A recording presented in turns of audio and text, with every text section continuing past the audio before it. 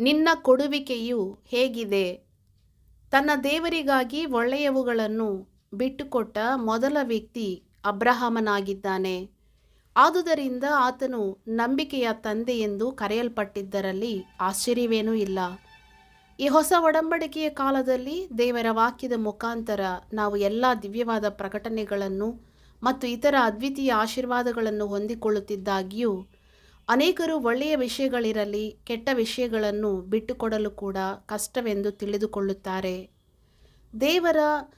ಏಕೆ ದೇವರು ಅಬ್ರಹಾಮನಿಗೆ ಸ್ವದೇಶವನ್ನು, ಬಂಧು ಬಳಗವನ್ನು, ತಂದೆಯ ಮನೆಯನ್ನು ಬಿಟ್ಟು ಹೋಗಬೇಕೆಂದು ಹೇಳಿದನು?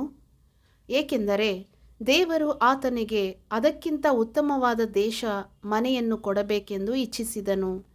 ಕರ್ತನು ನಮಗೆ ಏನೋ ಉತ್ತಮವಾದದ್ದನ್ನು ಕೊಡಬೇಕೆಂದಿರುವಾಗ ಮಾತ್ರ ನಾವು ಏನನ್ನಾದರೂ ಬಿಡಬೇಕೆಂದಾಗಲಿ ಆತನು ಏನನ್ನಾದರೂ ನಮ್ಮಿಂದ ತೆಗೆದುಕೊಳ್ಳುವುದಾಗಲಿ ಮಾಡುತ್ತಾನೆಯೇ ಹೊರತು ಎಂದಿಗೂ ಸುಮ್ಮನೆ ಹಾಗೆ ಮಾಡುವುದಿಲ್ಲ. ದೇವರ ಅತ್ಯಂತ ಕನಿಷ್ಠವಾದದ್ದರೊಂದಿಗೆ ನಿನ್ನ ಅತ್ಯುತ್ತಮವಾದದ್ದನ್ನು ಕೂಡ ಹೋಲಿಸಲಾಗುವುದಿಲ್ಲ. ಅಬ್ರಹಾಮನು ಕರ್ತನಿಗೆ ವಿಧೇಯನಾಗಿ ತನ್ನ ಎಲ್ಲ ಒಳ್ಳೆಯವುಗಳನ್ನು ಹಿಂದಕ್ಕೆ ಬಿಟ್ಟು ಹೋದಾಗ ಕರ್ತನು ದೇವರ ಅತ್ಯುತ್ತಮವಾದ ಕಾನಾನನ್ನು ಅವನಿಗೆ ಕೊಟ್ಟನು. ದೇವರು ಲೋಟನಿಗೆ ಬೆಟ್ಟದ ಸೀಮೆಗೆ ಓಡಿ ಹೋಗು, ಆದಿಕಾಂಡ 19:17 ಎಂದು ಆಜ್ಞಾಪಿಸಿದಾಗ ಅದು ತನ್ನಿಂದ ಆಗದು ಎಂದು ಅವನು ಹೇಳಿದ್ದರಿಂದ ದೇವರ ಅತ್ಯುತ್ತಮವಾದದ್ದನ್ನು ಕಳೆದುಕೊಂಡನು.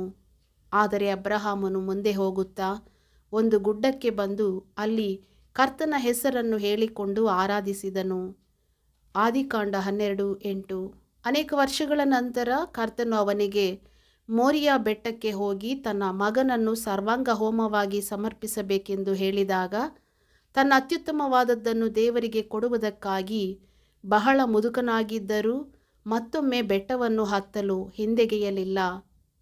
ದೇವರ ಮಗುವೆ, ಕರ್ತನು ನಿನ್ನಿಂದ ಕೇಳುತ್ತಿರುವ ಒಳ್ಳೆಯವುಗಳನ್ನು ಆತನಿಗೆ ಬಿಟ್ಟುಕೊಡಲು ಹಿಂದೆಗೆಯಬೇಡ. God bless you.